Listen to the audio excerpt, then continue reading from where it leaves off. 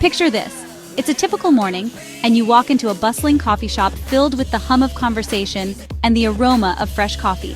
The place is alive with people from all walks of life, each absorbed in their own world. You scan the room and spot two empty tables, both offering a chance to sit and enjoy your drink. One table is clearly occupied with a laptop open and a half-eaten croissant left behind. Someone's just stepped away. The other table is right next to a big guy covered in tattoos, his face set in a serious expression as he sips his coffee alone. You pause for a moment, weighing your options. Which table do you feel more comfortable approaching? Which one gives you a moment's hesitation? Even if you don't realize it, your brain is already making a snap judgment, working behind the scenes before you consciously decide. You don't know this man at all. He could be a friendly artist, a quiet thinker, or just someone enjoying his morning. But your mind reacts automatically, influenced by stereotypes and the stories you've absorbed over the years. That's hidden bias in action, those quick, unconscious reactions that shape our choices. It's not about being a bad person or making deliberate decisions. It's about the mental shortcuts our brains use to make sense of a complex world. We all do it, making instant assumptions based on someone's appearance, their clothes, their posture, or even the way they hold their coffee cup. These mental reflexes shape our interactions, often without us ever noticing. They can make us smile at one person and avoid another, all in a split second. The coffee shop example might seem harmless, but it's a window into how bias works. Our brains process huge amounts of information quickly, relying on patterns we've learned over time.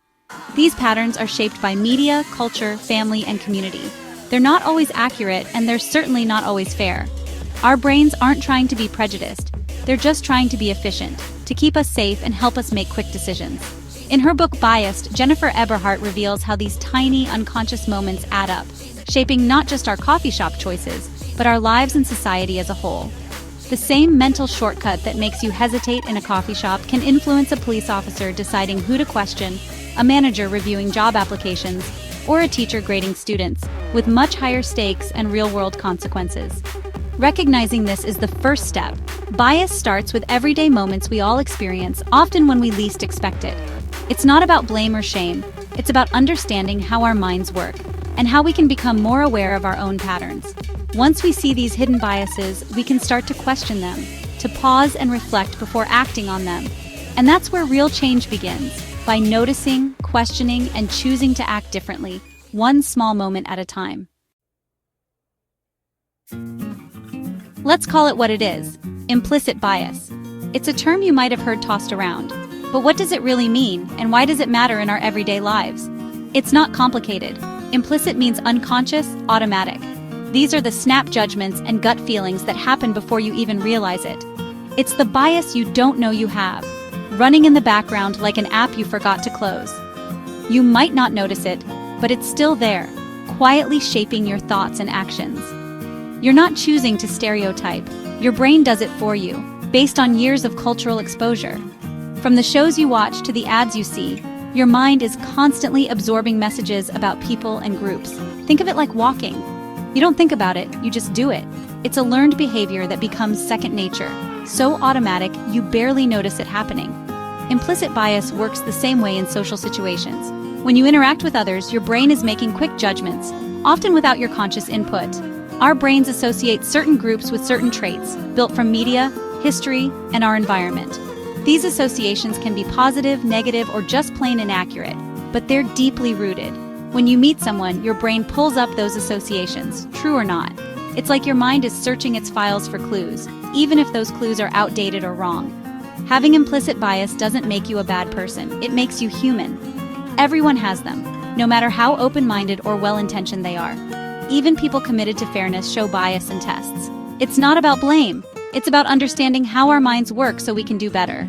The real challenge is that we're often unaware of these biases, so they influence our actions without us realizing.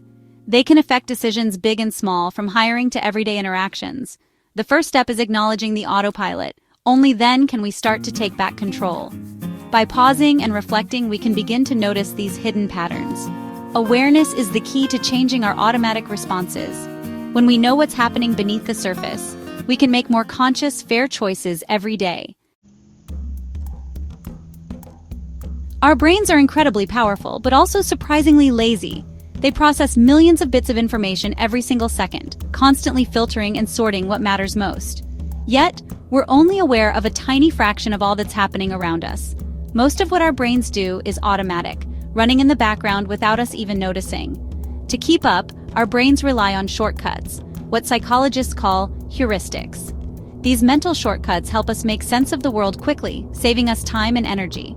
Stereotypes are a kind of social shortcut, oversimplified labels that help us categorize people instantly, even if we don't mean to. It's like seeing a barking, furry animal and immediately thinking dog without stopping to analyze every detail.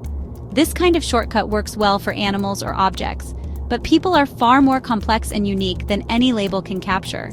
Stereotypes make the world seem more predictable and manageable, but they're often wrong, unfair, and can lead to real harm. Our brains soak up these shortcuts from everywhere. Culture, media, family, and history all play a role in shaping what we expect from others. If the news repeatedly links black men with crime, or movies mostly show women as sidekicks or background characters, our brains absorb those associations, often without us realizing it's happening. We don't have to consciously believe stereotypes for them to stick. They're built by repeated exposure, becoming automatic over time. That's why bias is so hard to fight. It's not just a personal issue, it's woven into our culture and daily experiences. Even if you consciously reject a stereotype, it can still pop up as a gut reaction, surprising you in moments you least expect. The problem isn't that our brains use shortcuts, it's that the shortcuts we've learned are often biased, incomplete, and sometimes deeply harmful. Understanding how this works helps us move from feeling shame or guilt to taking meaningful action to challenge our own biases. We can't erase shortcuts from our minds, but we can question and challenge the ones that do harm. Together, we can build new, better ways of seeing each other. Here's where bias gets serious. In high-stakes situations, like police stops, split-second decisions are shaped by mental shortcuts. Eberhardt's research shows officers are more likely to see black faces as threatening, even when there's no real danger. It's not about individual racism, but about unconscious associations with blackness and criminality. The same thing happens in hiring. Identical resumes get different responses based on the name at the top. Managers aren't thinking, "I'll discriminate." Their brains just nudge them toward what feels familiar. These tiny nudges add up, affecting careers, education, and even healthcare. Good intentions aren't enough. Hidden bias shapes outcomes in ways we don't see. Recognizing this is the first step to making fairer decisions. Bias isn't just personal, it's institutional. Organizations can bake bias into their rules and practices, even if they seem neutral. Take employee referrals. If a company is mostly white and male, referrals will likely reinforce that pattern. The system keeps old biases alive, making it hard for outsiders to break in. Laws like 3 strikes don't mention race. But if bias exists at every step, the outcomes are unequal. Institutions can amplify bias, turning individual shortcuts into systemic problems. That's why changing people isn't enough. We have to change the systems too. Redesigning policies and procedures is key to breaking the cycle. Are we doomed by bias? Not at all. The first tool is awareness. Notice where bias shows up in your life. Take an implicit association test, not to feel guilty, but to see your brain's patterns. Next, slow down. Bias thrives on speed and stress. Structured decision-making, like standardized interviews, forces us to think, not just react. Third, seek real contact with people from different backgrounds. Stereotypes fade when we know people as individuals. Diversity isn't just a buzzword, it's a practical way to reduce bias. These strategies help us manage bias, both personally and institutionally. It's about progress, not perfection. Talking about bias makes people defensive. They hear racist and shut down. But implicit bias isn't a moral failing. It's a human trait. It's a glitch in our mental software, not a sign of being bad. Admitting bias means you're self-aware, not a monster. The goal isn't to be bias-free, but to manage its impact. Like anger or jealousy, bias is something we all have. It's what we do with it that matters. This perspective lets us talk honestly and work together for solutions. Police departments and companies can address bias as a systemic risk, not a personal flaw. The focus shifts from blame to fixing the process. We need humility to admit our blind spots and solidarity to tackle them together. Blame leads nowhere. Empathy and shared responsibility move us forward. Recognizing bias as universal is the first step to real change. We're all in this together. So what now? Bias is natural, but it's not destiny. Change starts with small conscious steps by individuals and organizations. For individuals, pause before snap judgments, seek out new perspectives, and challenge your own stereotypes. Ask yourself, could bias be influencing this decision? For organizations, audit processes, use blind reviews, and build fairness into every step. Invest in training and foster a culture of inclusion. Jennifer Eberhardt's message is hopeful. Bias is a habit, and habits can change. We don't need perfection, just the willingness to try. By understanding our minds and taking practical steps, we can build a world where people are judged by their character, not their labels. That's a world worth working for. And it starts with each of us, one choice at a time.